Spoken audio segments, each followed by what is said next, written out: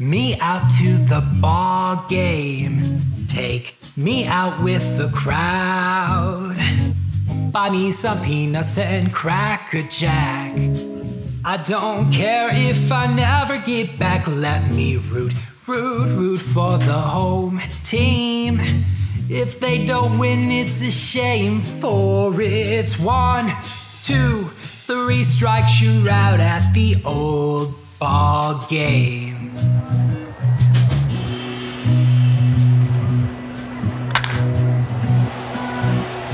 Welcome to Let's Get To, the baseball podcast from the fans' perspective. Now here's your host, James Christopher. And welcome to Let's Get To. I'm your host, James Christopher, and we've got a packed full episode for you today. And we're going to start off with my coverage of the Minor League Baseball's Innovators Summit. And I got to be honest, it was a really, really cool opportunity for us to attend. It was our first time. And even though it was online, again, it was a really great experience. And I really wanted to share with you so much about what went on, what happened at the summit, kind of what the summit is, because I think it really speaks to why minor league baseball and affiliated minor league baseball in particular really does matter to the sport and to our community. So the Innovators Summit is just that. It's a summit where all of the teams from affiliated minor league baseball get together, they celebrate, they share best practices, things they learned from previous years. And the thing that I really noticed from the get-go was the sense of community. So on the surface, the Innovator Summit is like most other conferences. It features discussions on best practices, the future of the industry, how to adapt to COVID, to what promotions you should offer, anything under the sun. It really could be just like any other expo that you go to. It could be like a banking expo, although I guess they don't really do bobbleheads at your local credit union. Maybe they should. But something felt different almost from the minute I logged in. It felt to me very much like some of the best independent film festivals I've ever attended. Surrounding all of these things that you're talking about, some of which were very painful, there was this very palpable sense of community, sense of family, and a real sense that they missed something by not being together. You know, everybody's separated by cameras.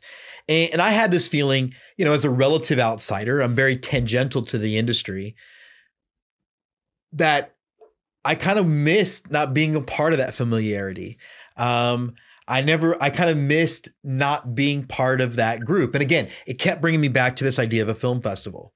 You know, film festivals, the really good ones, the really independent ones that are driven to elevate their ecosystem, they're about getting to know each other and building a team and building a network. And these festivals at their best occur where films are done and filmmakers stay up and it's the wee hours of the morning and, you know, you're having drinks, you're talking movies, you're fighting about superheroes, whatever it is. And that was something that I could tell is a normal occurrence at the Innovator Summit. And again, I felt bad for those people who couldn't be participating with their surrogate family. And again, a little jealous that I'm so tangential to the industry. So the first session we attended was the opening, kind of the cold open of the event, hosted by friend of the show, Martie Cordaro. And it was a very relaxed session. And I think it really captured the beauty of the industry because it was really all about how to get started in this thing that is minor league baseball. The tone was set by Martie, and you had Blair Hoke of the Salem Red Sox, Nate Kurant of the Charleston River Dogs, and Andrea Williams of the Jacksonville Jumbo Shrimp. And they were just so upfront about their experience and how their experiences were all different, but it led them to the same place. And again, Martie, those of you who have heard him on Let's Get To, he's been on at least 3 times. And if you follow him on Twitter, knows how much he cares about minor league baseball and he cares about this industry. And he wears that on his sleeve. His heart's so much on the sleeve about that. And it's a beautiful thing. And it's an inspiring thing, frankly, to be a part of. And so, you know, the tone of this opening session really followed suit and really, I think, showed off why these teams are so essential to these communities that they're part of. And, again, the indie film comparison really struck home for me. It really felt like what I've experienced at our festival and at other film festivals that I've traveled to. And sometimes you get to be around your people, and that's what you need to keep things recharged. And Andrea had a quote. She talked about baseball, minor league baseball in particular, that there's a place for everyone, no matter what your skill set is. And again, it's a crazy journey, and it was one that you have to do for the right reasons. And the thing that they really expressed as they were encouraging all these potential new people that were going to be part of this journey, that minor league baseball really is all about love. And it was a beautiful thing. We did attend some other panels. The state of the industry, which I was very interested to get into with outgoing president Pat O'Connor. And again, talk about love. This man is clearly loved by the industry that he has served for decades. And I was curious as to how this was going to go, because as we talked about on the show, minor league baseball, in particular, affiliated minor league baseball is really at a crossroads. And there are some teams that won't exist. And there are some teams that are going to exist in a very different place. And there are going to be players that aren't going to maybe get the opportunity that they might have once had. Obviously, there's a lot of turmoil in the industry. And it isn't just the contraction. You factor in the pandemic. And they said that depending on whether you're a regular season, full season club or a short season club, you would get it's been 18 to 20 months since you've made any actual revenue that wasn't like merch. But the thing is, as we sit here recording this before it drops, because that's how shows work. We certainly don't do this thing live. With the PBAs expired, but we were reassured that there's still negotiations going and that there still could be something good to come of these negotiations, albeit it'll obviously be a very different face to the sport. But rather than dwell in all the bad things that could happen, and rather than dwell into trying to figure out what teams are going to exist and what ones aren't, they really talked about what they did right to help kind of survive this pandemic. Things like their Community First initiative, which was designed to help feed the needy and support first responders during the pandemic.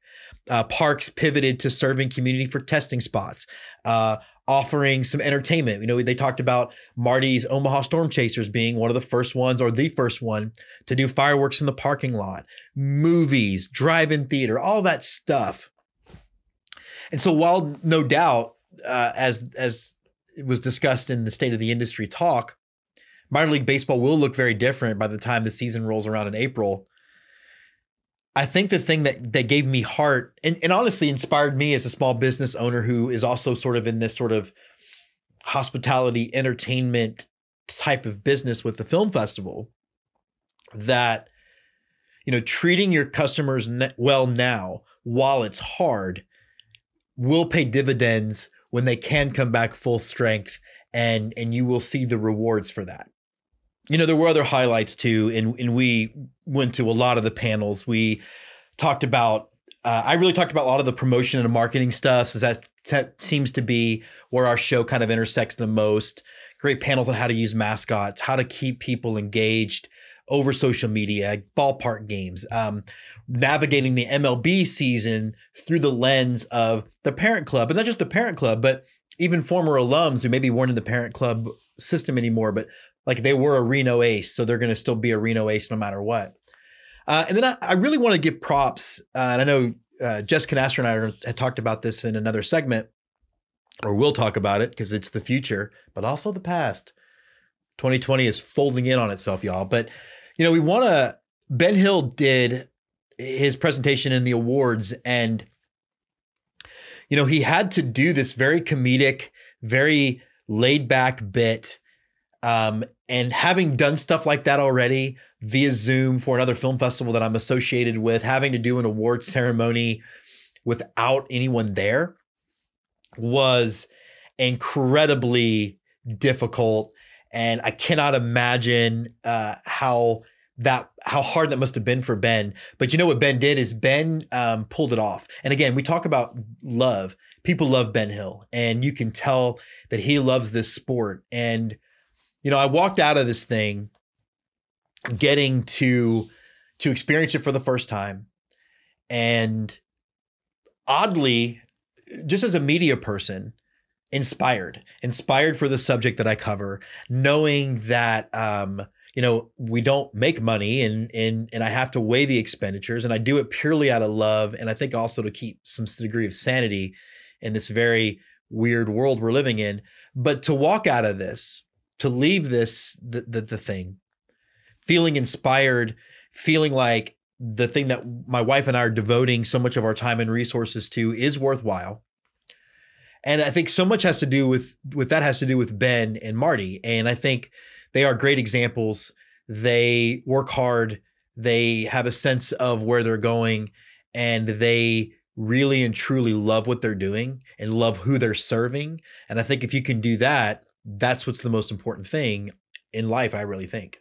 But like I said, we have a great show for you. Jess Knaster from the Minor League Mind is going to be on to talk about his experience at the Innovators Summit. Andy Tom Chesson is here to talk about what's going on with our Astros. And we recorded that before we knew who was playing them, because we felt like, we really wanted to keep it team-centric. Scott McIntyre will be here on the Big League Chew to break down the division series of the playoffs. And we're going to have a holler and a swaller, y'all. And I've got some thoughts on America's favorite bad guy, Carlos Correa. So stay with us. The Minor League Mind with Jess Knaster. So we are back on the Minor League Mind, and we're going to continue diving into the Innovators Summit. We're back here with our minor league guy, Jess Knaster. Jess, first of all, how are you all doing in California? Happy birthday to the puppy. I know we're going to air this on Sunday, but how's everything going with you guys? It's going well, I guess, if we're talking topical, but still slightly less major anniversaries or anything like that. Happy National Texas Pecan Month. I was told by the internet it is national, or I guess not national, but Texas Pecan Month. So national. It's fine. National, yeah. We use that word. I got hooked on them living out there last year, so. Yeah. It's weird. I love pecans, don't like pecans on anything, and I don't like pecan pie. Like raw pecans, I'm all day. I certainly had my fill. There was a whiskey brand that brews with pecan yeast, and that was pretty stellar. So, but yeah, we're doing well out here. I mean, we are much more lacking pecans, but besides that, we're doing well. It's kind of a weird day, October 1, with the significance it holds for community reasons with Las Vegas and a couple of years ago. Sure. And then shifting into minor league baseball, communities grieving for obviously a much less dire reason, but with the PBA officially expiring at midnight at the end of September, now we're with minor league baseball, we're in uncharted territories of really Major League Baseball has waited the clock out. They now get to decide what's going to happen. Right. So that's why we're celebrating the dog's birthday today, because it's something happy. It's something happy. I will say this before we jump into the summit then, since we're going to do some breaking news anyway. I did just get a press release from minor league baseball that said that while it is expired, they are surprised. I get pleasantly surprised at the level to which MLB is still engaging in negotiations. So, maybe I wonder if maybe MLB finally got aware of its own press clippings and realized they were being made to be the villain. But you and I did attend the Innovator Summit, and I want to start with broad strokes. One of the things I think was surprising to me was and it's very minor league baseball, but even in the face of its own elimination, even in the face of everything, very positive vibes throughout, even when discussing some of the more maybe less positive subjects. Well, by and large, the majority of minor league teams and the minor league teams that were represented over the 2 days of the Innovator Summit, those teams will still survive, and minor league baseball has to forge on.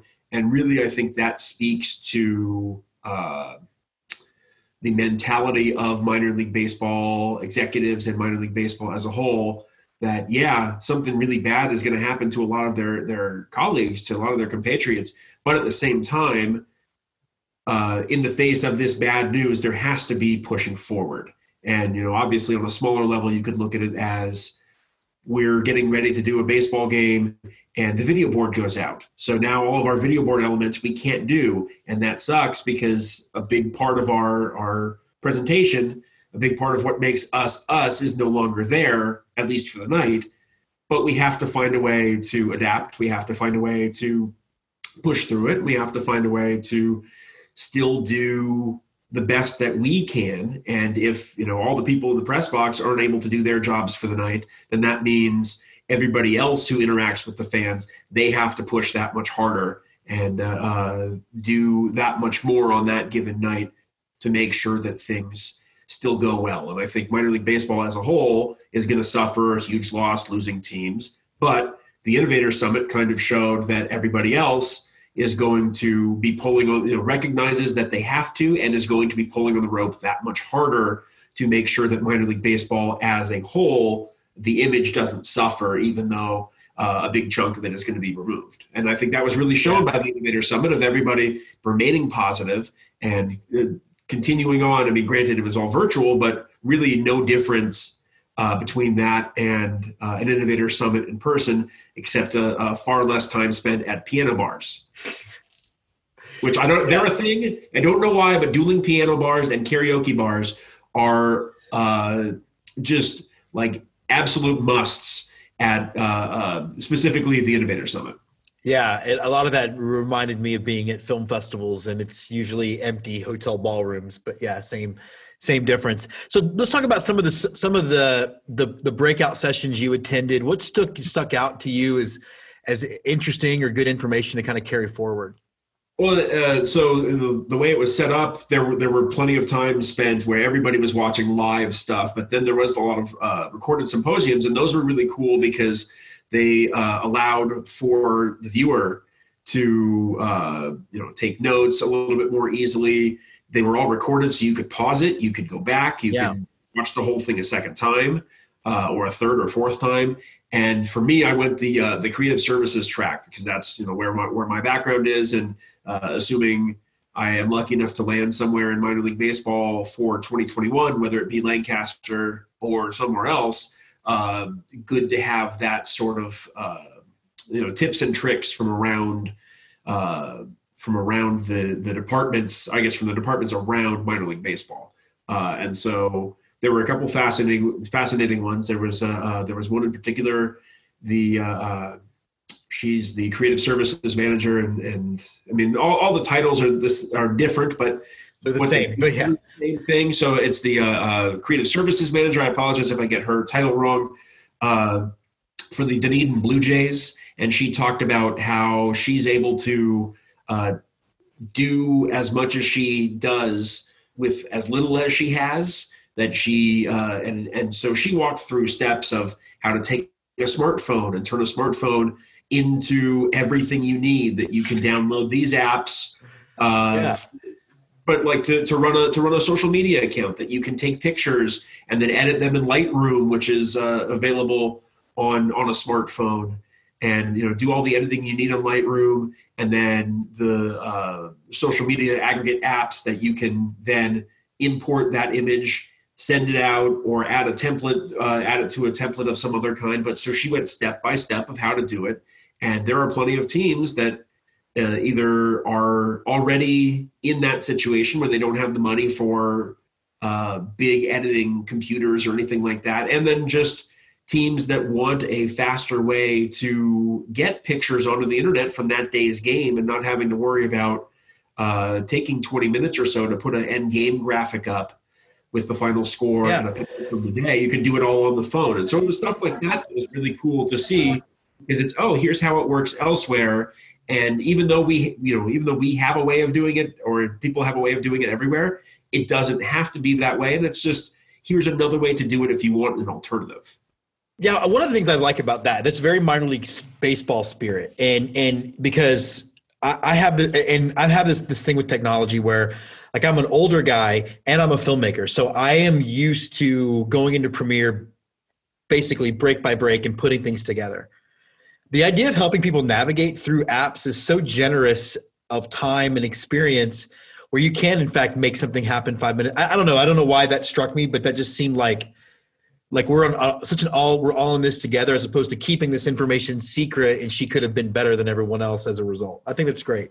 Well, that was something I actually had that conversation with my wife last night that I mentioned. So the cool thing about the Innovators Summit is in the afternoons, there was a hour and a half breakout session. And the breakout sessions were really very similar to what it was like at the Innovators Summit in the past, or the promo seminar in the past, in that you broke up into groups. This was obviously, I had a room the room I was in on Tuesday, the first day, was 4 people. And the room for Wednesday was 6 people. So obviously much smaller than what normal breakout sessions are of 50 or so. But, the same thing, whereas 5, 6 people are usually the ones who speak up the most and dominate the entirety of the time. And so making it into smaller groups means that it's easier to hear from everybody. But they were moderated by individual attendees who had offered to moderate. And so we had conversations. And so I mentioned to my wife that I was in a promo breakout yesterday or Wednesday, that we just shared ideas of things that we had done in the past, or how we can navigate in the future if there are COVID restrictions. And so we can't have people in the field, or we can't have people touching things, or what. And so I mentioned a game that we played in Midland last year, that had already been there for a couple of years, and how successful it was for us. And I mentioned it to a group of people who are my peers in other cities. And they said, "Oh, that's a really good idea. I think we're going to do that in the future." And my wife said, "Don't give away the secret sauce. It makes you less valuable." And that's really not the spirit of minor baseball, because we don't compete with one another. Everybody's in their own market, and we compete on the field. And so we throw those sorts of those jabs, those chirps towards one another, but it's all in good spirit. And when it comes to getting the job done, that is where the business side of it comes in, that we can succeed in Lancaster, while the 3 teams that are to our south by about an hour, they can also succeed. It won't hurt us. And so to show you're in Lancaster, you're competing with the bowling alley and a movie theater. You're not competing with the San Jose Giants. No, and we're far enough away from all of those other teams. And even if we were closer to those other teams, if you're going to go to a Lancaster Jethawks game, you probably aren't going to go to a Rancho Cucamonga Quakes game. And maybe the only reason you're going to Lancaster is to see the Quakes. And so from a front office standpoint, there really is no reason not to share, because if they down there succeed, what is it? A rising tide raises all ships, or something. I don't know. Something like that. Yeah, it's that. So it's to benefit everybody if one group is succeeding, because we really are not in competition with them. We're a family-friendly entertainment industry, so we're in competition with other family-friendly entertainment industries. And that's where it is an advantage to share anything that works for us with people from around the country. Beyond the fact that from a personal level, if you're seen as a teammate, if you're seen as a good team player, you don't know who might recommend you if you apply for a job. Oh, I remember Jess from that one conference, the summit 2 years ago. Some of those overall, as it ended, as it wrapped up, one, and I'll give another shout out to him later on, but Ben Hill, I thought he did a great job in a really, really tough situation. I look at him and what he did yesterday to end things, where usually he referenced it a couple times. So he usually speaks, and he's hilarious. He's a very funny man, and he's very good at what he does. He usually does it in front of an audience, and especially when he's handing out the Golden Bobblehead Awards, which are basically the awards for best promotions throughout the year. A lot of people pay attention to that. And so they're there for that. They're very excited for it. And whereas for some of the other more informative seminars, people might slack off. Nobody's going to slack off when it's entertaining and when they have a chance of winning something. So that puts the stakes there, and people are paying attention. So when he makes a joke in front of a room of 500 people who are transfixed on him, they're going to laugh. And so to do that virtually in front of what sounded like maybe close to 500 or so attendees, virtual attendees, and not get any laughs in actuality and have to see on the side of the screen, ha, ha, ha, or the little clap emojis that existed in the interface that we were using, and be able to push forward through that anyway was very impressive. And I don't know that anybody else would be able to do a job that good. I completely agree. I actually had to host the award ceremony for the San Angelo Revolution Film Festival in much the same fashion. And, you know, it was awkward. I thought he did a great job. I think it's another reason why Ben is such a good example of the people in this industry. For you coming out of it then, man, like, did you feel like reinvigorated about minor league baseball? Are you, you know, I mean, did you have any of those feelings? The first time I heard anybody, you know, when the conference started on Tuesday, and it was, you know, welcome to the Minor League Baseball Innovators Summit. And then they started talking, the various speakers started talking about minor league baseball.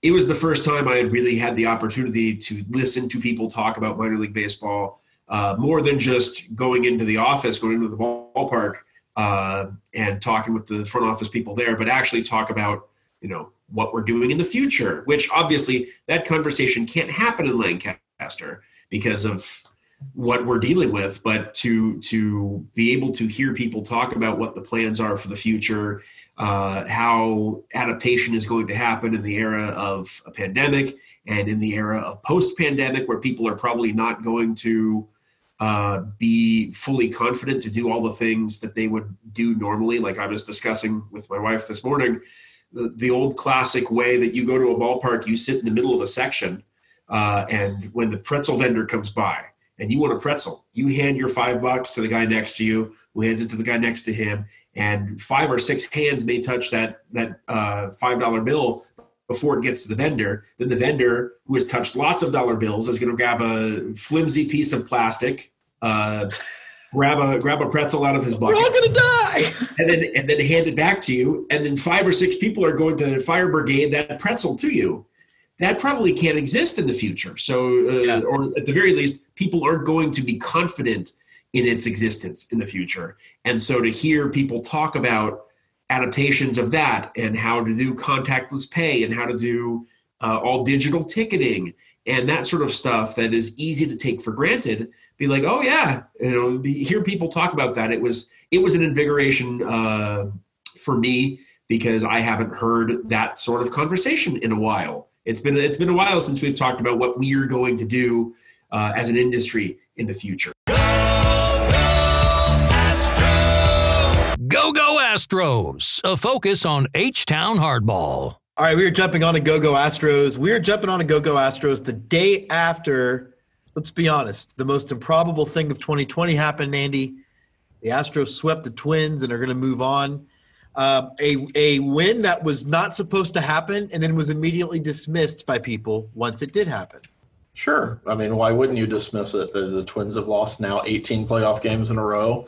The Astros are huge cheaters from 3 years ago, and almost 5 of the people that were on that team are still on the team. So, I mean, obviously those things aren't important or real. No. Yeah, that was my biggest takeaway of all of it was every single bracket had Minnesota winning. And then it was acting as if, oh, yeah, of course you won. You know, about as many people lost maybe 6 of those baseball games on the Twins, by the way. Yeah, it's an 18-game streak. But, you know, right now the people in Houston are celebrating. There's a lot of, you know, I think, to use maybe not a great term, a lack of acting like they've been there before. How important, though, really is this series win in the grand scheme of things? I mean, in the grand scheme of things, it's the next step. So if you want to look at the season record, we're now a 500 team. I think the important takeaways are the Astros proving to themselves that they can win on the road, because they have been abysmal on the road in this abbreviated, truncated, I don't want to say farce of a season, but season that is what it is. Yeah. There's, you know, we talked last time about the advantage the Astros would have, if any, would be their extensive playoff experience. And I think what you saw from a lineup that has been maligned all year long, that they used that veteran experience and that playoff experience to their advantage against the Twins, who are still light on that kind of experience. So, we had talked before, and, one of the things, it's funny to me, Dusty got all the praise in the world, and I guess he deserves it, but all the praise in the world for the management of the pitching staff, though he clearly borrowed a page from A.J. Hinch in 2017 of using tandem starters and this. And actually, that's a very Astros thing to do. They do it in the minors. So sure. Does that strategy work in a 5-game series when it's 5 games in a row? Well, no, because you can't tandem start. You're going to have to actually go to your bullpen besides Ryan Presley. And all praise to Fromber and, I mean, to some extent, Zach Greinke and lost it. Jose Urquidy as well, although they didn't go as deep as anybody would have liked. Fromber came in and absolutely was the MVP of Game 1, pitching 5 scoreless innings. And then Christian Javier picked up the slack from Urquidy yesterday in the clinching game, and Presley was able to get a win. But realistically, you had to go to your bullpen for 1 inning. Sure. I thought it was really interesting that Baker got praised for his aggressive use of the bullpen or aggressive management of pitching for Game 1, when all he literally did was say, Greinke's struggling, put in the next starter. Yeah. And I read that it was always the plan that the analytics being what they are, and we've watched enough Greinke in September that he falls off a cliff after about 80 pitches. Mm-hmm. And he just hit that 80 pitches, I think, an inning earlier than they expected. Yep. And a lot of that's one of the hallmarks of the 2020 season that seems to have carried over into the playoffs is just absolutely horrible calls at the plate from the home plate umpire. The strike zone. And this is not – this went against the Astros. It certainly went against the Twins. Martinez yesterday was really, really bad, and really, really proud of how bad he was. The Astros survived that, but there was a couple of times, I think, especially when Martinez rung up Cruz looking towards the end of the game, where I thought I was watching Naked Gun with the hand gestures and everything that Martinez was doing, because it was a woo kind of strikeout. Yeah. Yeah, I actually thought Springer was going to get tossed in the first inning. I think Twins fans have a legitimate gripe because Springer kept jawing at Martinez, whereas their player got thrown out for, putting his bat down too hard. Well, I know that was the story, but if he said something directly to the umpire before he did. I don't disagree, but Springer was saying an awful lot of direct things as well. He was, and it seems like, I think I don't think I don't think either player should have necessarily been tossed. I just wonder if it's the end of the game and both teams, whatever you want to say. I think if you're an umpire in that situation, the rope has to be a little bit longer in a playoff game, especially an elimination game. I just think it does. I do too. And Martinez decided for one of those guys that wasn't going to be true, and he decided for another guy it was, and it happened to work out on our favor.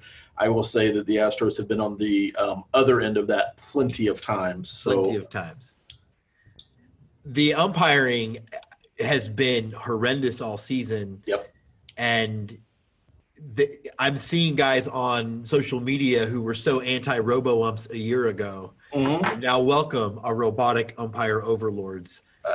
I'm looking forward to it. I am too. And, I understand it's going to mean that a lot of guys that maybe I understand it's going to break both ways. I'd rather break both ways and have it be right.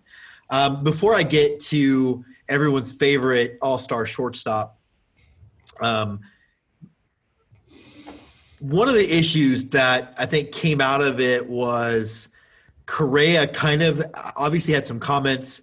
I want your take on both of two of the comments in particular.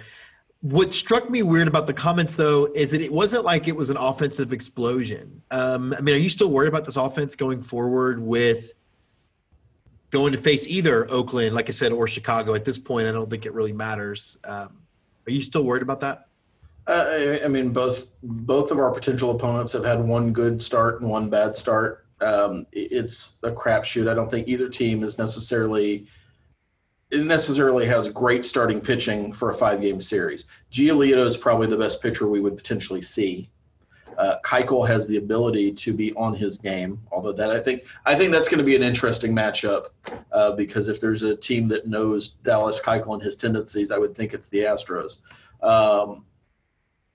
Oakland's the same way. Oakland doesn't have great starting pitching, but they have managed to shut us down and shut us out a couple of times this season. So, yeah, I'm concerned about the offense. But we've been concerned about the offense all year. I think the thing that the Astros and the Astros fans can take away is even with all of the missed opportunities and results notwithstanding, Kent Maeda did not pitch well in that opening game. No. He missed a ton of hanging sliders and hanging curveballs, and similar yesterday. And some of that's the cold weather, and some of it's, just our inability to hit this year.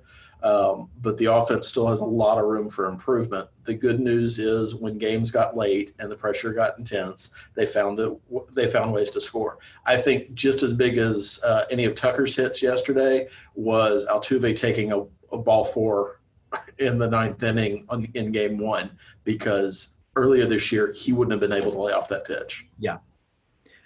So now they're on their way to San Diego. No, L.A. They're home away from home. Absolutely. They've got 3 or 4 days to decompress. They've got 3 or 4 days to prepare for whoever they find out they're facing. I got to think that's going to help this team maybe take stock of the fact that for as bad as they played, because of the nature of the pandemic, because of the fact that it's a neutral site, they really have as good a shot as anybody once you get out of that wild card round. Yeah, and it'll depend a lot on the opponent. With the White Sox, neither team know each other. Neither team have seen each other, I think, since, I might be wrong, May or June of last year. So there's a lot of unknowns similar to what we just saw with the Twins. So it's hard to say who would have an advantage over there. The White Sox certainly have a better offense, but they were shut down pretty effectively yesterday by the A's. If we're facing Oakland, it's really just going to be the better team winning and the healthiest team winning, and because there's no secrets between those two teams. Sure. They play each other normally 17 times a year. They played 10 times. The A's dominated us this year, but they're without Matt Chapman. They've got some other struggles offensively. So it'll be interesting to see. Well, look, here's the thing. They dominated us because they had 8 home games. The fact is I know. But yeah, you're right. I'm not arguing the point that they dominated and there was a distinct advantage. Yeah. But I could also say that I don't think we faced them with our intended lineup ever this year. I don't think that happened this year. No, if it did, it was just the first 3 games. But everything else being equal, they beat us, and they beat us pretty soundly. They also created a coronavirus negative test to avoid being swept in Houston. Yeah. So there's that. Yeah. In fact, the only team who did win a road game in that series was, in fact, the Astros. Right. So I want to get to Carlos Correa. You and I are older sports fans, I think, and we're from the same generation for the most part of informative Astros years. Correa had 2 comments. He had the comment that everybody's playing right now from the Zoom presser immediately afterward.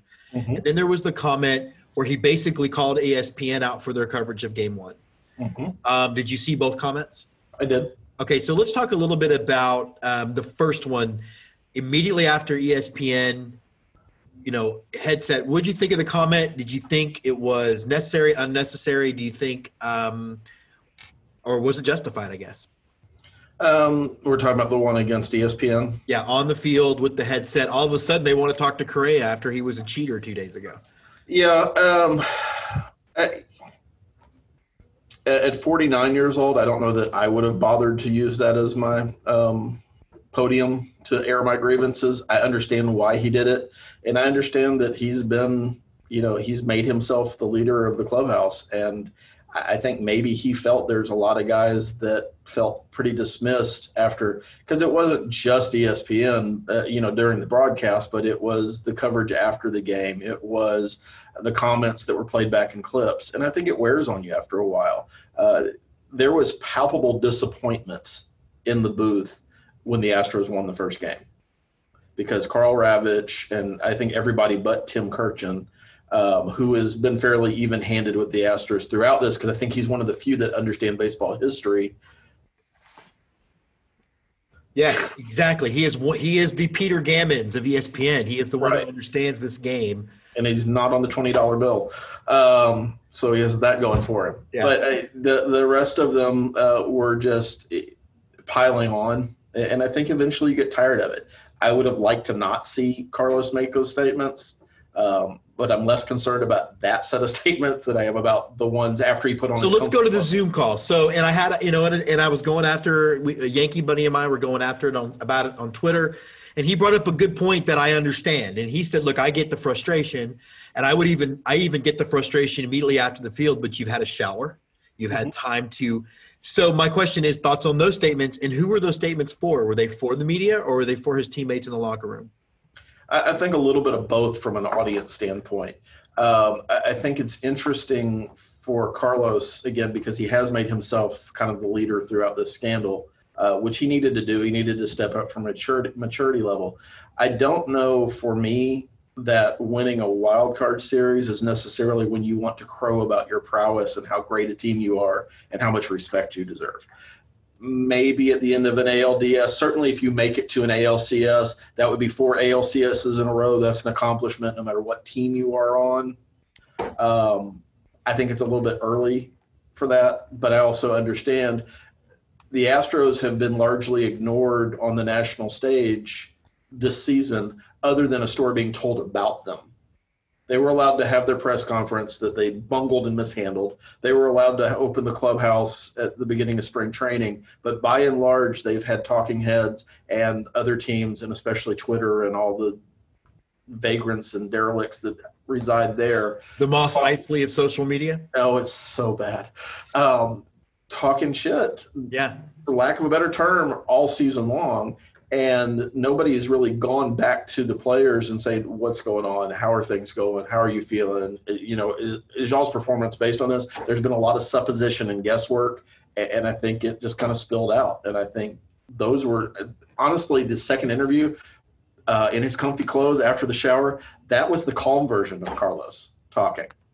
There's some machismo in there, absolutely sprinkling on that. I just think the timing of it is really weird. If you beat the A's or the White Sox, I think you crow all you want. You're in the ALCS. There's nobody who can deny that that's an accomplishment for any team. Winning a wild card series, it's great. Glad we did it. Maybe not the hill to die on. Yeah, I mean, I'm glad it wasn't. At least it was a series in which they dominated and swept. Yeah. And it wasn't like a wild card game, like the old format.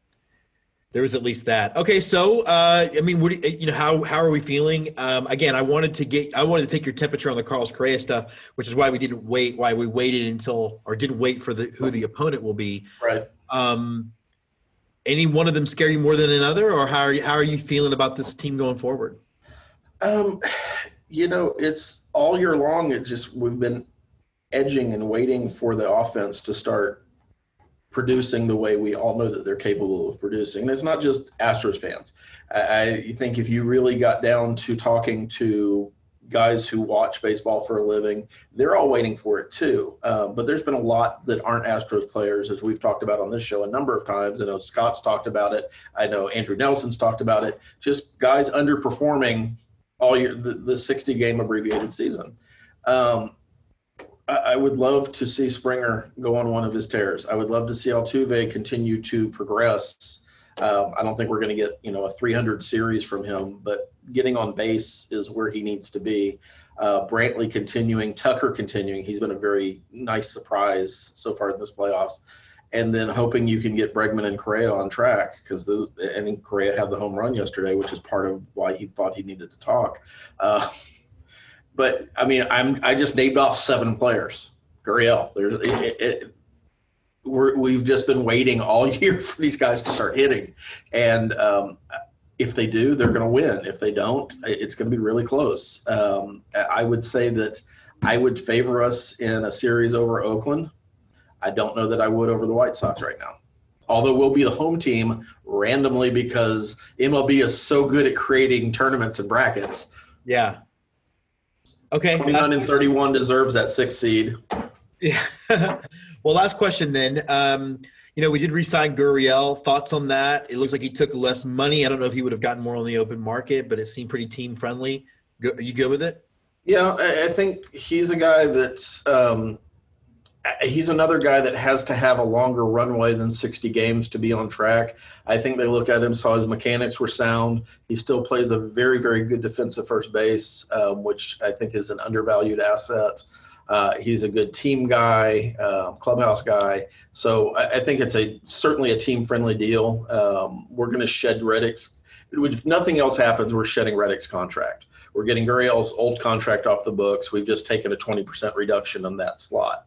So we're freeing up money, hopefully, to address the outfield and starting pitching and a closer. Wow, we have a lot of holes all of a sudden. But yeah, I think it's a good first step, but Click's got a lot more work to do before spring training. Holler and a Swaller, a chug of ballpark brew. And we are back here on the Holler and a Swaller segment. Now, the Holler and the Swaller segment presented by the Hitter Sports was supposed to be our look at ballpark brews. It should pretty much always be a fun segment. It's why we wanted it to be presented by the Hitter, because he's a great presence on Twitter, a lot of fun, likes beer and whiskey. So it was we call that synergy in the film business. I don't know if we call it that, but this has been a weird episode, and this is going to be a weird edition of Holler and a Swaller as well. So first, let's take a look at what we're drinking. So we have got the Pecos Amber from the Texas Beer Company. And what we're going to kind of do is as this off season continues, and before we jump back into the season, we're back at ballparks. A lot of this will be on local beer, not just for Texas, but we're going to try to find local brews from all over. So those of you who are listening or watching, you got a beer you want us to try? Let me know how to find it. I'm sure there's a liquor store here in Austin that holds that carries it. But so we're doing the Texas Beer Company, their Pecos Amber Light. Love the can. It's got that very Texas highway design. And if you know anything about Texans, we love our highways. Texans will do a 3-hour drive one way twice in one day. It's no big deal for us. Oh, it's just 3 hours. It's fine. We're okay. We like hitting the open road. When Jessica and I go places, we will intentionally sometimes take the long way, so that way we can be really enjoying our beautiful Texas highways, our beautiful Texas landscapes, and at the same time kind of enjoying each other's company. So we categorically love the look of this can. Now, I've put it in my Craft Pride beer glass. And first of all, if the people from Craft Pride are watching, and you will get tagged, because I want everybody in Austin, Texas, or those of people who are visiting Austin, Texas, to get out to visit Craft Pride, because it's one of my favorite spots in town. I do think I purchased this glass, and if I stole it, I apologize. But like I said, this has been a really interesting episode in a very interesting year. And one of the things about this show that I was really dedicated from the beginning was to be myself. And that meant trying to highlight my own hypocrisy, that tried to highlight kind of my own view of the world. And I felt like it's the one way where we can stand apart. I know that we can't be MLB Network. We're not built that way. We don't want to be that way. The idea has always been to see baseball from the fans' perspective and to see it through the fans' lens. And the most lens we're going to look through is mine. And I was having just like I think many people, in October of 2020, everything that's gone wrong. I was having frankly, still am. Having, a really difficult time kind of rationalizing the year and moving through the year. And I thought, I thought I'd share some of that with you. And I'll be honest, there are contributors on our show who feel like, we maybe do too much of this. We maybe, if you can hear the plane, that's the 4:30 into Detroit. I don't know. But that maybe feel like we do a little too much touchy-feely stuff. And, I understand where that's coming from. But I kind of really wanted to highlight what the year has been like for me with revealing some stuff that I really haven't talked about at all much, but with, I think, a certain positive ending to it. This year has sucked, and it's sucked for a lot of reasons, but for Astros fans, it's really sucked since Game 7 of the World Series.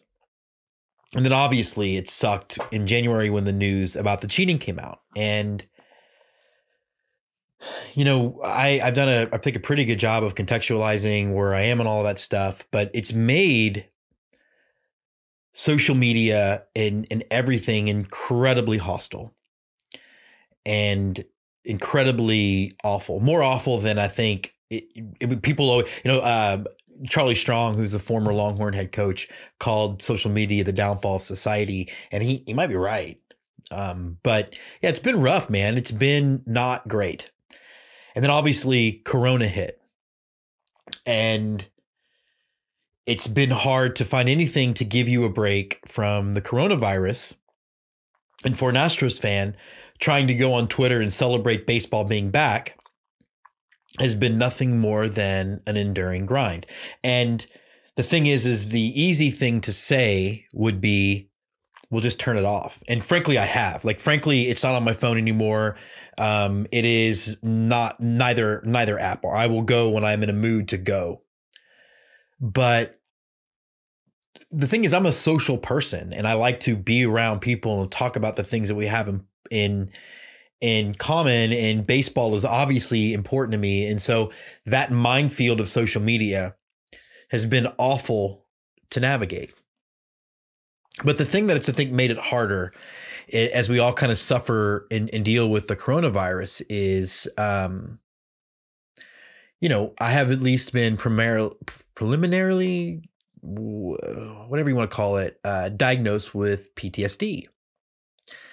And still working through a lot of that. I have panic attacks in the middle of the night where I just wake up and I'm pretty convinced I'm going to die. And it's awful. And, it's something I'm going to get through. It's something I can manage. But, one of the things I try to do to distract that is baseball and social media. And of course, that's now awful for me because I'm not allowed to enjoy any of it. Are the Astros and the A's playing Monday, or is it the Allies versus Hitler? I don't know. So, but yeah, it's been really, really awful. And I'll be honest too, getting ready to go back to school, the more students we start to add to it has made it worse. It's made it, the anxiety is doubling down on things. And, I say all this stuff, not that I think I have a reach, obviously I'm not Dak Prescott, who talked about something similar, but I do know that Eric the Peanut Guy and I have talked a little bit about this on the show, but I do think that, I'm just going to try to own the fact that that's kind of where I'm coming from. You deserve the lens for which I talk about baseball, and that's part of that lens. And I want me thinking the world is a cesspool that Twitter and social media kind of turn it into doesn't help. But, I do want to do a toast for this Holler And A Swaller presented by the Hitter Sports to the Hitter Sports. And there was a really great moment last night, and I'm going to toast not just him, but I'm going to toast at Giuseppe, Braves Cape, BA Bobbles, Blockhead for Real, Braves Ashley and Ashlyn, Braves Emily, and Katie Whiskey, because he kind of put together his favorite non-Yankee Twitter thing.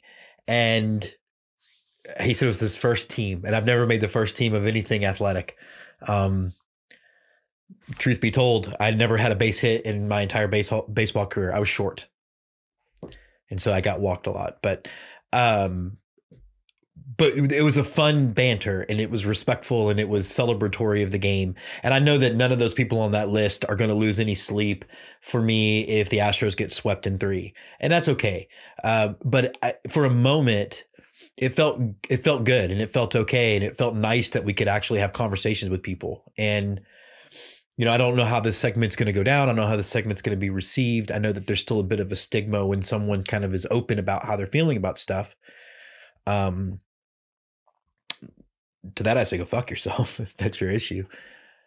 I've been through enough real stuff that I don't really care, and see, I'm getting defensive, which I shouldn't be doing, but I'm going to leave this unedited. I want this to be real, but no, I just really appreciate that list and that exchange afterward. I mean, quite frankly, including a guy I'd blocked that I unblocked and had a great interaction with. So, I blocked you. Well, I don't even know when. I'm pretty quick with the blocks, but no, I toast them. I toast the hitter. It was a nice break from the nastiness that happens. I truly do hope that those teams that they root for do well. And even if they come at the expense of my own squad eventually down the road, I'm always going to be happy for good people when it works out well for them. So holler and a swaller, baby.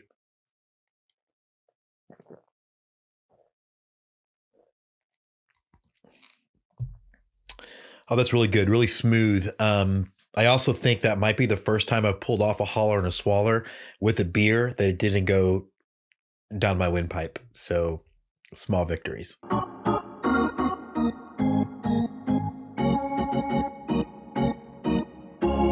And now the Big League Chew, an eye on the majors.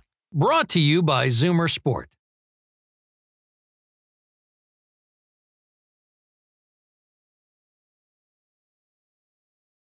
All right, we are jumping back onto the Big League Chew, and you might notice that I'm decked in burnt orange. We are fighting this out. First of all, Scott, the University of Texas, we're getting to go to the game today. We were gifted some tickets by Blaine Bybee, Jessica's cousin. They are so concerned about COVID that they have sent me now 5 alerts on which gate to go in. Gate 7, by the way, everybody. I'm going in gate 7. So you're going in gate 5, right? Gate 5, definitely gate 5. Gate 5. Okay, gotcha. Yeah. Because look, you're Texas. You can do what you want to do. They got to get over it. Yeah, hook 'em, baby. I'll go to hell. Can't do that. Texas now. So Scott, this is now becoming a tradition of ours. This is the 3rd time that we've had one of the two of us on the show post elimination. I think if we're going to rank them in pain, this might be the 3rd least painful, I guess, and then NLCS last year, and then obviously the thing we don't speak about in October. How are you feeling, though, about every time I saw an outfielder make it out, I felt for you? Well, every time an outfielder got a hit, I took a shot. So, I was numb by like the 8th inning because what did they get? No, in all seriousness, the Cardinals being shut out in Game 3, if you're a Cardinals fan this year, that's not surprising to you. That's, just not. It's been Paul Goldschmidt and pray somebody else drops the ball. So, yeah, it was no big deal to me. The bigger pain was watching the Game 2 loss. I'll be honest, Jim, the playoffs this year feel a whole lot like the College World Series to me. They very much so, especially, everybody's trying to rush. The staffs aren't complete. We're trying to get Johnny Hull's staff to complete a game. We're doing this, that, and the other. It really feels like college baseball playoffs, and especially the College World Series. And unfortunately, this series against the Padres for the Cardinals felt a whole lot like watching the Razorbacks give it away late to Oregon State and then come back the next night and not score anything and lose the College World Series a couple of years ago. So in that aspect, it's not that painful. It's not. The Cardinals were happy to be where they. Well, that's what I was going to ask. The Cardinals they've had the most 2020 season of all. I guess them in the were you just glad that they were able to bounce back and get back in the playoffs after all of the COVID shutdown stuff? I thought it was just getting to play baseball, right? And like Mike Schultz said, he genuinely thought this team was one positive test away from the rest of Major League Baseball moving on without them. Wow. And when it feels that way and you're like, okay, well, it's either going to be negative or positive. This isn't like an ACT that you can perform better on, right? You're either going to have it or not. So yeah, just to get to play baseball this year was a blast. To get to watch Yadier Molina and Adam Wainwright, who I'm going to write in my vote for in 2020. I really think a Wainwright Molina ticket is better than anything going right now, by the way. But getting to watch them play on the final year of their contract. But then again, Vader in this rubber shark is probably better than anything going right now. But that's actually a debate I would love to watch is Adam Wainwright and Vader, because I think Wainwright's just a good enough guy. He would pet him for the entire 2 hours, and Vader would probably just be like, I don't know about you, dude, but that's cool. And then Wainwright would just stare down the shark. And Vader would win. Right, that's it. But you know what? You're right, though. The game two was painful to watch. And, I don't know what it is about me turning into an old man, but I thought, I don't mind bat flips. Tatis's second one sort of bugged me, but you're on the other end of it. Care one way or the other? Going to do what you're going to do. Yeah. The only thing I was glad about was that Daniel Ponce de Leon's back was turned watching the ball fly out of the park. Yeah. So he didn't get to see the genuine bat flip. The walk to first base bothered me more than the bat flip. As a pitcher, if you would have done that to me, then words would have been had. Yeah. I'll put it that way. Look, Tatis is a great player, future of the game, and I think, the best play he made was that soft liner that easily could have started a rally, I guess, in the ninth inning that he caught the dive. But last night, yeah, that little popcorn fart that came out to him, and they fawned all over him for catching it. Give me a break. I mean, seriously, that ball's traveling at like 40 miles per hour, and you would have thought that he like snagged, like shot the arrow through Johnny Appleseed's off of whatever that story was with the no man. I mean, get a broken bat, popcorn fart flying out to the grass, and he makes the catch, and they're all like, "Oh my God, he can do everything." Thinking of catch at baseball. You're thinking of William Tell William Tell. That's it. Thank you. Not Johnny Appleseed. Different it's dude. Early here. It's early here, and there were tears shed last night. So yeah. Well, let's dive into real quick. Then we're going to go through the DS rounds, and I just want to go through each round and then pick, because obviously there's a bigger thing now to talk about that we didn't know we were talking about until we both woke up this morning. So we'll start in the AL. The first ALDS game is Tampa, New York. I would have immediately picked Tampa had that game been a true home field advantage. I don't know if it matters that it's neutral site, but your thoughts on Tampa and the Yankees? I don't think it matters that it's in a neutral site. I think Tampa is the better team. I think they showed that over the course of the season. I thought that at the beginning of the year. There is no way I'm coming off of Tampa in the way that Kevin Cash manages that team. There's not an easy out in the lineup. They can all essentially do the same thing. It's just you get one guy out, here comes the next, and they churn and churn and churn and churn. They bring out Snell and Glasnow and all these other guys, the arms. Yeah, the top three of that rotation. I mean, it's solid. They would be anybody's ace, and any one of them could be the ace on that staff. Like, yeah, part of me is like, why aren't they throwing Morton first? Because he has been there, done that on the biggest stage. In the building that they're playing in too. So aren't they playing in Houston? Are they in Houston or are they in Dallas? I don't remember. I believe they're in Houston. I believe it's Houston. Yeah. Oh no, wait a minute. No, they're in LA. No, they're in San Diego. Where in the world is Charlie Morton? They're in San Diego. That's it. Right. Tampa from here and New York from here get to go way over here to San Diego to play. That's right. Yeah. They get the outdoor air. Hey, the outdoor air may favor New York because Tampa's used to playing inside a Costco. That's true. Although Andy pointed out that Petco actually really plays much more like a pitcher's park than I think people think. Man, yeah. In all seriousness, in the Cardinals Padres series, I probably saw, I don't know, close to 18, 20 balls that made it to the warning track. I thought there were three that I was talking with Emily Nyman, who does Breaking Balls pod, while we were going, and we thought they were out, like dead center. Oh, get out of here. Oh, Dexter Fowler hit a ball last night that he knew was gone. No, Dexter, it's not, because you're Dexter Fowler. You play outfield for the St. Louis Cardinals. And you played the outfield for the St. Louis Cardinals, although there's hope for Dylan Carlson. But man, yeah. Good hair. Bader. Bader's that's the one with the great hair. Yeah. Harrison locks, Bader. Yeah. Harrison Good Bader. hair. Yeah, I'm sure he's popular with the if he I walks into a club. He does not have a hard time with the ladies. All right, we'll stay in since it's all basically divisional series, we'll stay in the East. Mm-hmm. And we'll go Marlins, and they have the Dodgers, right? No, it's early here too. Yeah, it's the Padres and the Dodgers. So the Marlins get the Braves. Marlins Braves. Both teams Braves pitch a ton. Both teams seem to not hit a ton. At least the Braves are but the Braves had. You're right. The first two games against the Reds. By the way, I just want to tip my cap right now to all of the NL and AL Central teams for going a smooth 0-7. My joke wins. By the way, we were texting last night. Remember, we were texting last night. I said, no, it's like American politics. We don't care about the middle of the country in that or in baseball. That is correct. Yeah, if you're in a central division and everybody's talking, wow, it's the most competitive division in baseball. Or mediocrity I felt like mediocrity is competitive, I suppose, but I guess I felt like the AAC in college football. Like, I want to be a Power 5 school. I want to be Power 5, but we can't win a playoff game. So Marlins Braves, I think the Braves have had a lot of offense throughout the year. The Braves pitching staff really concerns me because they've had to patch it together so much. And the Marlins, I love it when a team is called a name by someone in the media, as the Marlins were in Philadelphia, and they were referred to as bottom feeders.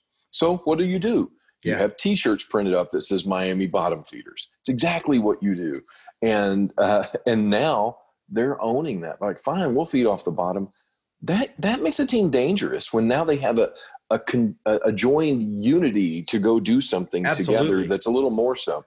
I think the Braves have too much offense for them, but it would be so 2020 for the Marlins to win that series. I would love to see that, but I think it'll be the Braves.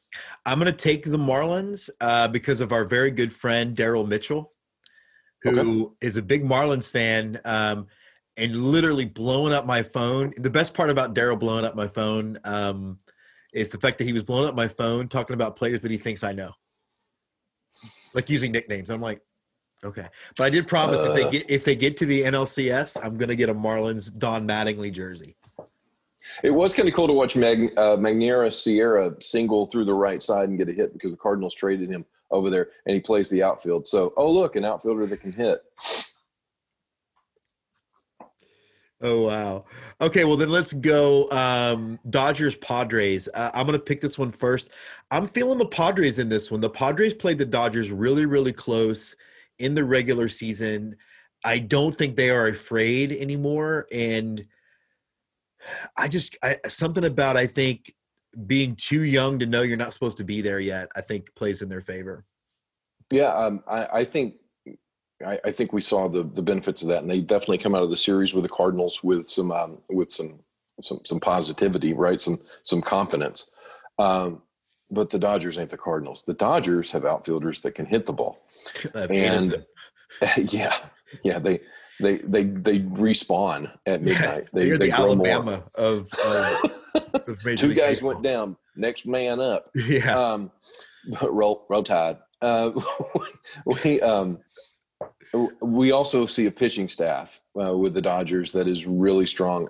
The only question I've had about the Dodgers throughout the year has been Kenley Jansen, and they're kind of moving away from Kenley Jansen a little bit that we saw in the postseason because they're learning, maybe we shouldn't trust him. He's like a girlfriend that's cheated on you 7 times. Maybe I can't believe in this person. I think the Padres trip ends here, and I just think the Dodgers have too much. I've seen people say this is the best Dodgers team they've ever seen before. I don't know if you can say that over the course of only 60 games, but they do have a ton of talent amassed on that team. On that team. I would say on paper it's probably, I think I think adding Betts is really, there are no holes in that lineup. Correct. Okay, so then the last one is the Houston Astros versus the Fightin' Stu Clarys. I'm going to pick this one first because I think people expect a homer pick. I actually am going to take Oakland in this series. I've been talking to Stu about it a bunch, and I think the Oakland has a weak spot in its lineup. I think the Astros have a weak spot in its bullpen, But I think when butt cheeks tighten and things get compressed, I think that bullpen thing is going to become a bigger issue, particularly in 5 games where you can't hide it like you could against Minnesota in a 2-game, 3-game series. Yeah, no, it's a really good point. Your bats have to wake up if Houston's going to have a chance. They have to stay awake, I guess is what I'm saying. The thing is that the Astros have the talent in order to stay awake, so it could happen. Also, as an Astros fan, if you were to win this series and go to the ALCS, okay, well, I think that eliminates – I think you've already eliminated all this cheating talk that people are still yammering about, but Joe Casual baseball fans still going to bring it up because they think it's funny. As an Astros fan, what I would be concerned about in a weird way is if we make it to the ALCS and somehow sneak into the World Series, this is great, but does that mean I'm locked into Dusty Baker for a lot longer than I really want to be locked into him? Oh, that's a conversation we're having. That's a concern. I think the A's, to your point, the A's are just solid. They remind me a lot of the Rays. An A's-Rays ALCS actually, from a baseball standpoint, sounds really, really exciting to me. From a quality of baseball standpoint. From a quality of baseball standpoint and some new blood, I think that's a great thing to see. Meanwhile, over on the other side, you got Braves, Dodgers. But A's, Rays is what I think we'll see as well. Yeah, but I'm not shocked if Houston comes out and does something, Jim, because you still got the same bats, right? Altuve's still there, Correa is still there, Bregman's still. These guys are still there. Springer's still there, leading off the top of the order, scaring the hell out of every pitcher in the first inning. You've got a lot of concerns. The only difference between these teams, really and true, like if I'm thinking it's just. I really think that there's a certain deflated energy about the team, and I don't think it has anything. I really don't think it has anything to do with people on social media. I think it's got to do with 4 years of deep playoff runs, and I think there's a certain degree of legs that aren't there. But I also think the biggest difference between the two teams is actually Oakland's gotten worse offensively because they've lost Matt Chapman. Yeah.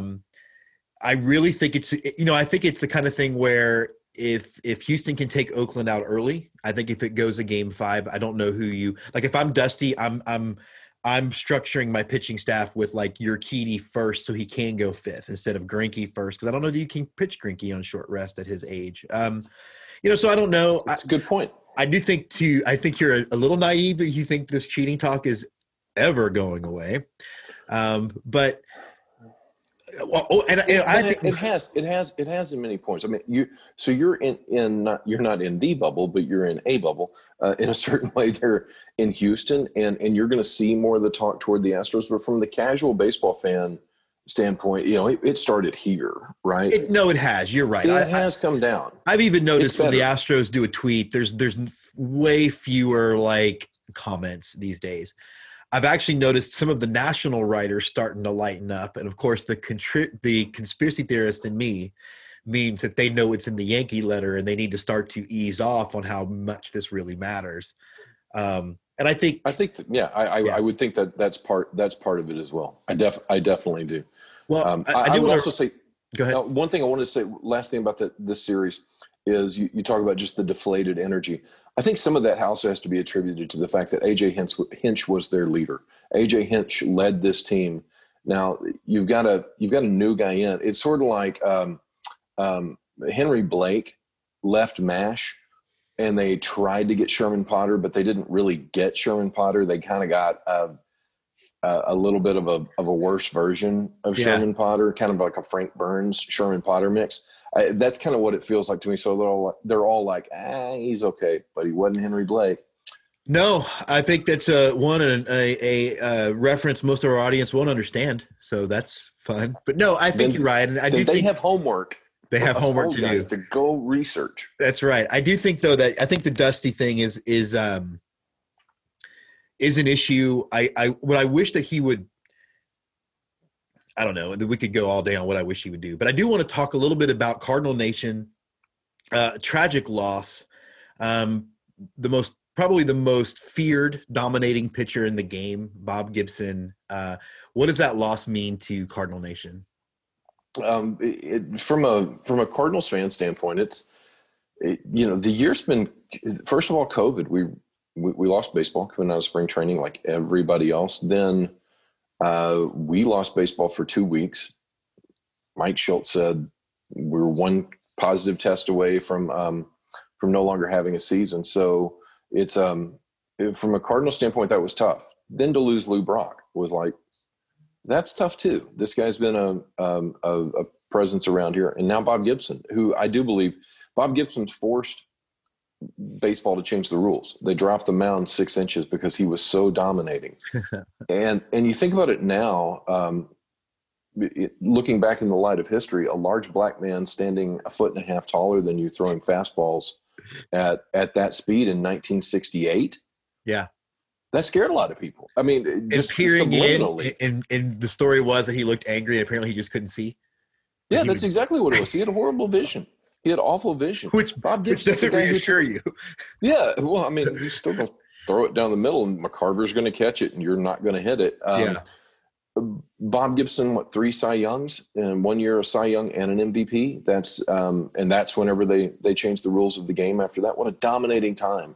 You add in Tom Seaver to that time frame too, and all these other guys, and Nolan Ryan, and you've got this generation of. We talked about this when Darian came on to reflect on Mets Nation when he died, and it's like you've got this generation of pitchers that we truly won't ever see again because of as Dusty kind of complained about in a press conference. These guys are only conditioned to go. Sit down, Gramps. Right. Yeah. So I had the privilege to watch Bob Gibson throw out a pitch at Cardinal Stadium or at Busch Stadium, and to be very close to Bob Gibson as driving around. And I just had the right tickets on the right day. It was just I think he was the most feared and dominating pitcher of his time. And for years to come, the legend of Bob Gibson has only grown. This is the guy that took a line drive off the leg, continued to pitch, and then it was revealed later that he was pitching with a broken leg. The only good thing that's happened as far as the Cardinals go this year is our season still lasted 1 day longer than the Cubs.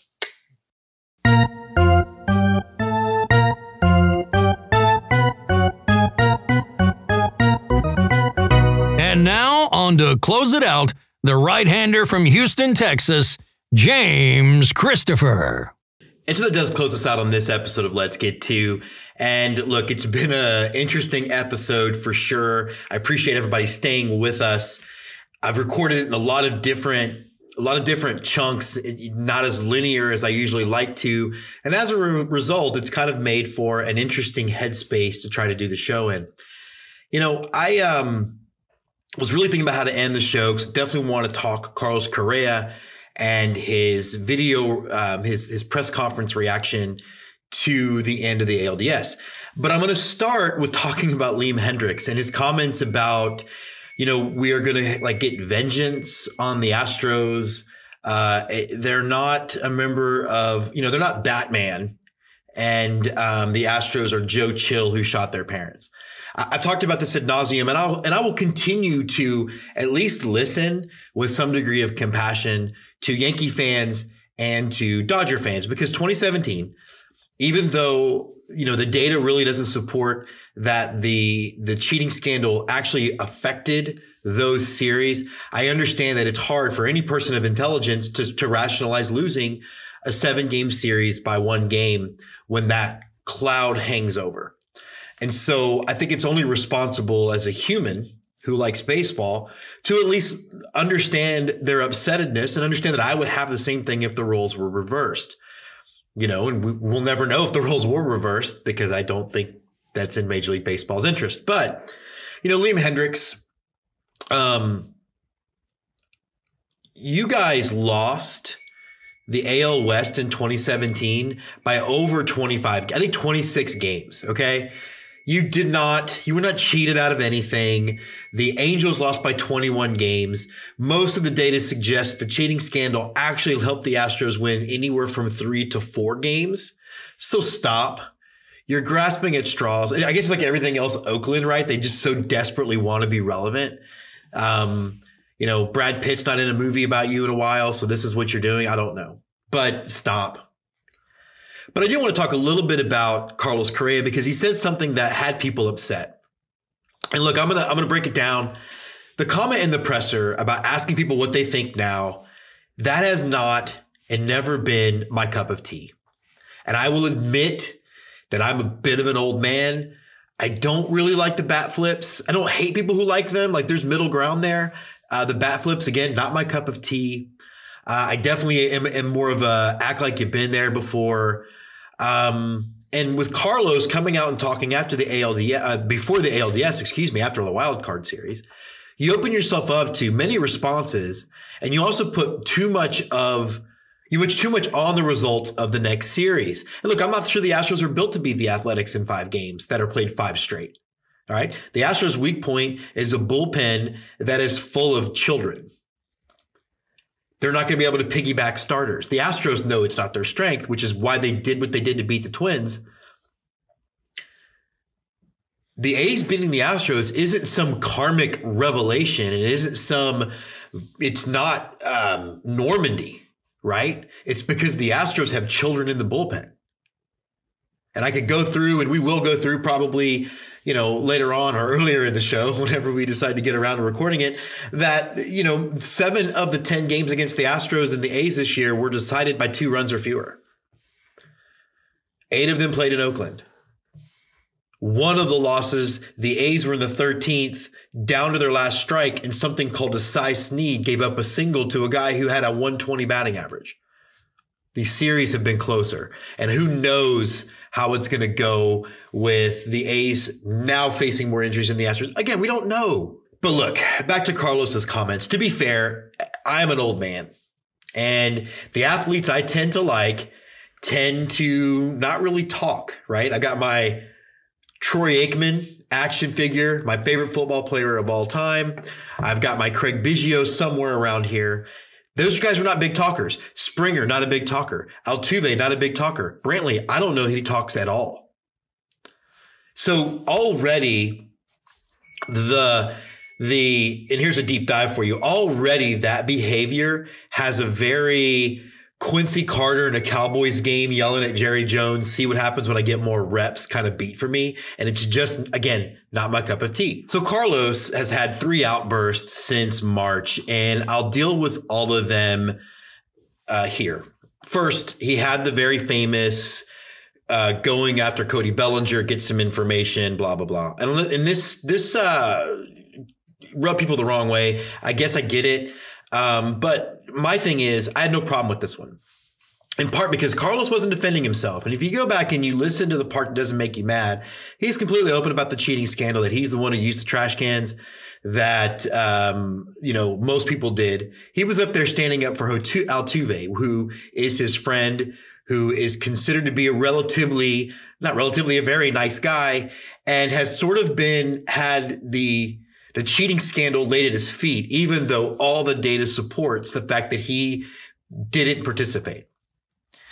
And again, people's mileage may vary. And if you're a fan and your mileage may vary on that, I'm not mad at you, man. Like, we're allowed to be a little off kilter about this stuff. Fan is short for fanatic after all. So I didn't really have an issue with that. Especially because he was attacking some of the false narratives that had grown out of this. Bellinger quoting the altered video that shows Altuve going into the locker room when that just didn't happen is a big reason why. And I think we have to. The sports is a microcosm. It's a thing I'm going to forget about in mid-November when the Astros do eventually not, lose in the playoffs. But this false narrative of how things are getting spread in this country, it's getting bad. And again, for my Republican friends, block your ears. This is how we got Trump. By the way, I used to be a Republican until the party became this. So I know from what I speak. Now, he had another outburst, and this was immediately after the ball game on ESPN. And this is something I have a lot less problem with, even less problem with than the Bellinger thing, because he's coming right out of a competition. Not a lot of people saw this clip. Surprise, surprise. But ESPN has him on, and he immediately asks ESPN and kind of goes after them for their coverage of Game 1. Now, ESPN's play-by-play for Game 1 was some of the most unprofessional journalism that I think that I have ever seen. And I think it actually made Tim Kurchin uncomfortable because Tim Kurchin, is a baseball historian. But some of the things they were doing, they were comparing the 2017 stats to 2020 and saying, draw your own conclusions. Except you can't, because a couple of things. One, 2020 is a 60 game sample size. All of those players might have had a run like that in 17, 18, or 19 in any 60 game sample. Everybody goes through slumps. The other thing about comparing 2017 to 2020 and saying draw your own conclusions is that they were proved to be exonerated in 2019. So you're ignoring the fact that they actually had a better offense without cheating. And you ESPN and you fans out there, again, it's like the Constitution. You don't get to pick and choose what amendments you have. And in the report, you don't get to pick and choose which part's true and which one's not. Said to be guilty in 17, exonerated in 19. The numbers from 17 to 19 prove that the offense was good, was great, was historic. So comparing 17 to 20 without those other years in the middle, it's actually like unethical journalism. And again, why do you care about journalism? You keep saying in your baseball show, you're not, yeah, you know what, but I'm a filmmaker. I am in media, and I don't think you should lie to people. The other thing that they're doing that's maybe not unethical but disingenuous is that they are planting the struggles of the Houston Astros offense on the 2017 cheating scandal. And they're ignoring the fact that other all-stars, Yelich, Bellinger, other people are drastically underperforming their norm. They get the credit of 60 game season, the starting and the stopping, the pandemic stuff, not getting into the cage, all that stuff. They get that benefit of the doubt. The Astros get it proving as guilt for a scandal that, again, has already proven didn't really help them. Doesn't mean they shouldn't be cheated. Those of you who are just now listening, go listen to my other stuff. It's unethical that they get those two benefits of the doubt. So Carlos going after ESPN for that, all about it. You know, the media in this country has run wild. And if we don't start to slow it down, we're going to pay actual dire consequences that matter. We already don't know what truth is anymore. We already listen to what we believe. We already have media reporting things too fast that by the time we contextualize it, we might have missed the fact that they got it wrong. Like it's problematic. And again, from a baseball perspective, it's unimportant. It shouldn't matter. But what it means for us in a larger context is huge. And now the post-game interview, after he showered and all that stuff, I'm actually not a fan of it at all. I don't like it. I don't think it's badass. I think it's emblematic of this short attention span with no consequences that we're living in. 5 seconds ago doesn't matter. What I believe 5 seconds from now doesn't matter. All that matters is in this moment is this 5 seconds and whatever Q rating boost I can get from it. I get a bump. That's all I care about. But I'm also getting to the point that I don't care what other fans think anymore because you don't want to listen either. And let's face it, most of the people that are upset are Yankee fan and Dodger fan. And they were the most directly affected. And again, I get it. But if we're honest, you know, there are just as many Astros fans that are upset as probably, I don't know, Diamondbacks fans. But Major League Baseball is Dodgers, Yankees. That is part of the problem. That's part of why this is still the narrative. And that's why it gets the airtime. You know, and I was talking to a really good friend of mine on Twitter. And you know, he brought up something interesting. And I don't think he's wrong. And, you know, it seems to me the ESPN reaction is one thing. You just got off a very intense 2-game series, close to the vest. You scored a total of 7 runs, only gave up 2 defensive plays. You get asked a question right away. You're going to have the heat of competition. After taking a shower, having a chance to cool off, all of that stuff, maybe cooler heads should have prevailed. But as to why I don't care anymore, every fan has their idea of what the Astros should do and how the Astros should have handled this. They tried keeping a low profile at first, and you didn't like that. They apologized at first in a scripted apology that I will admit was awful. And Jim Crane should basically never talk ever again. As I've said, Jim, I teach film and I make about $50,000 a year.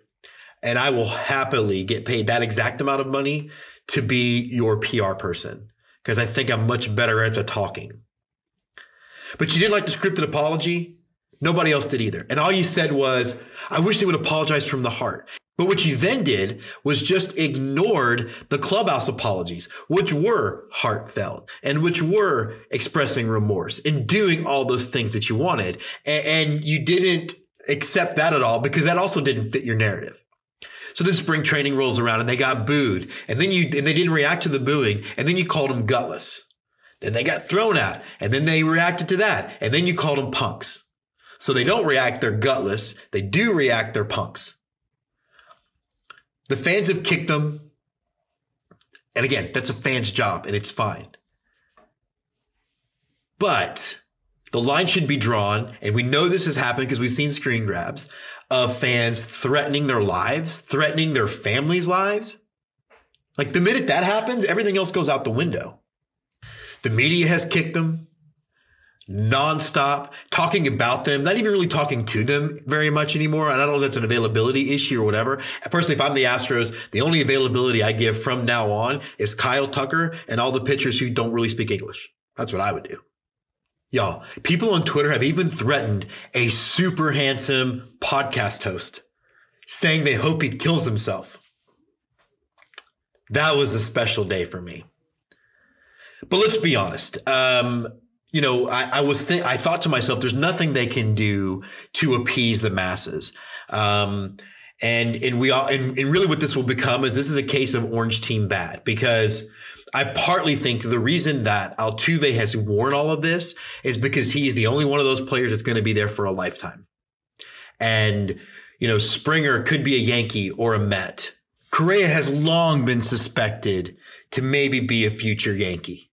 So they put this on Altuve because they know he's not going anywhere. And this way, whenever they go to their team, they can change the loyalty because, again, moral flexibility. And we can keep with the whole orange team bad syndrome. And it's quite pathetic. But I did figure out what the Astros can do to make you happy. I think that if the Astros were to all swallow their World Series rings, drive to Clayton Kershaw's house, commit Harry Carey, and let the rings spill out onto the ground, onto the lawn. I almost said the Kittner boys spill out onto the dock. There's your Jaws reference for the day. But if they just do that and they let the rings spill out, then they have to be happy, right? Of course, you'll probably say that they culturally appropriated whatever kind of weapon they use, since it's essentially Harry Carey I'm describing. So, I guess maybe there is no way to win. But that's our show. I hate that it started so positively about the Innovators Summit and ended here. And, I try to figure out the best way to navigate this stuff, but I also think that, too much of one perspective is never a great thing. So that is our show. I hope everybody has a great weekend. And if your team is still in the DSs next week, may they play well. May they have I just hope it's as fun as this week was. This wild card week was a blast. The idea of it being a 3-game series was a big win, and I hope it stays that way. So enjoy. Try your best to fan positively. Try your best to not put too much onto the results of any of these games, because 2020 is awful enough. So again, we'll be back soon. Enjoy the playoffs. Stay safe, stay sane, and let's get to